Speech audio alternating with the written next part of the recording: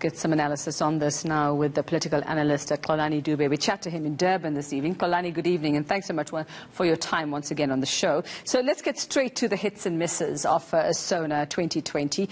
Firstly, was there anything that left you feeling a little hopeful at least? We have to understand that the Sona is a contested political statement, and we have to ask ourselves, who was really represented in this Sona document? The clear indication is the continuation of neoliberal economy.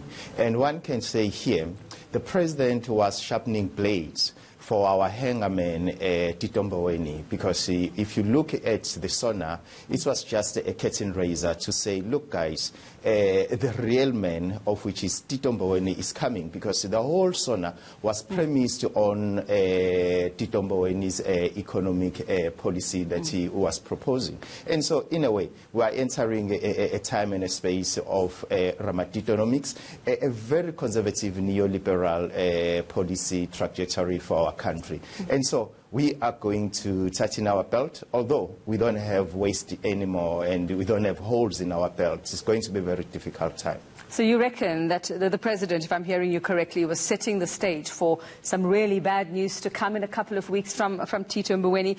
Just looking at our electricity crisis and the general feeling, Xolani, is that the president might have a handle on it and understands what needs to be done, but you don't see it that way? Look, you have to understand that currently President Cyril Ramaphosa, he represents the interests of the people known as Minerals Energy Complex. And so it's not by mistake that you find the privatization of energy, especially at municipality level as well as on the mining sector or on the business giants in our country. And then the question that you have to ask ourselves, we know very well the status of municipalities. If you noticed yesterday, it was only the DA that was really happy when the president was saying the municipality now must start to source energy in different avenues. But the ANC on the other side was quite shocked. And so us as South African, we have to ask ourselves, because number of municipalities are run by the ANC. Why ANC was not clapping hands? Why ANC was not happy? And so it really shows that there might be kind of disjuncture or cleavages with what the president presented and what the ANC is having in mind. And so possible, that's how the ANC incompetency is going to be exposed once the municipalities are given that particular responsibility to source electricity from different avenues.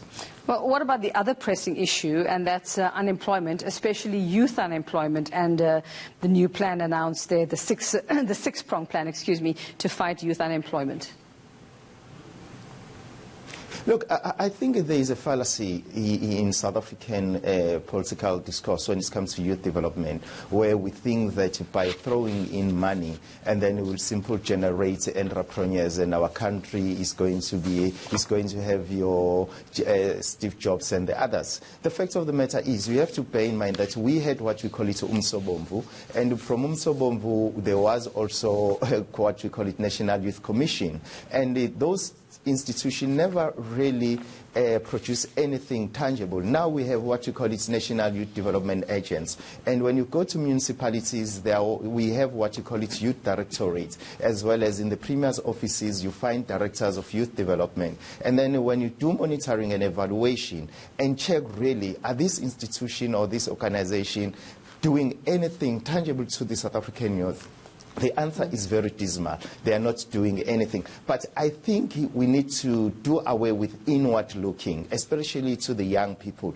We need to make them go outside the South African borders and explore, just like other states that are doing, your China, your USA and the others. Because if we are not going to let young people go outside the South African borders and explore their entrepreneurial activities or innovation, I think we are not going to go anywhere, because we always buckle down young people to say, focus on township economy, of which that township economy we know is not taking South Africa anywhere, except that people become car wash, they do car wash, and all these peripheral entrepreneurial activities that are not really contributing that much to the GDP of our country.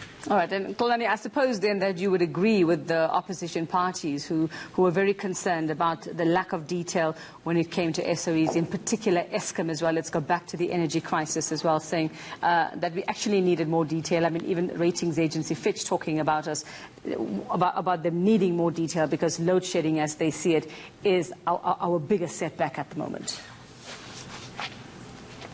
Look, you know, I think the mission of Cyril is twofold here, if it is not three. The first one is to privatize energy, and another one is also to privatize the SOEs. And surely, possible soon, we'll see the electoral reforms in our country. But coming to the issue of SOEs, if I was an advisor to the president, I was going to say, look, let's save these SOEs. But what we need to do, let's do away with what you call it, this provincial government, because that's where we spend so much money for people who are not doing anything at the end of the day. Because if I can ask you, what the Premier's office in Gauteng contributing towards your life on a daily basis, the answer you might find that there is nothing. And so why don't we serve the so-called SOEs, where young people who come from TVET colleges, from universities, can be absorbed for skills development and for innovation, rather than to have really something that we don't need our country. All these 9 provinces, we don't need them. And so, and you know very well, and these 9 provinces, they came out of the compromise during Cortes, of which ANC was not really looking forward to have this small quasi-Bantustan. And so we need to do away with these quasi-Bantustan provinces and release monies from these quasi-Bantustan provinces to save SOEs and also to educate young people. Because when you look really, what is the responsibility of these MECs? You will be shocked. There is none, except that they are moving around television trying to market themselves. But anyway, we understand that this quasi-Bantustan, they are maintained for political patronage. All right, well, that's one take. At our expense as South African citizens. Thanks very much, Xolani Dube, his take on the State of the Nation address.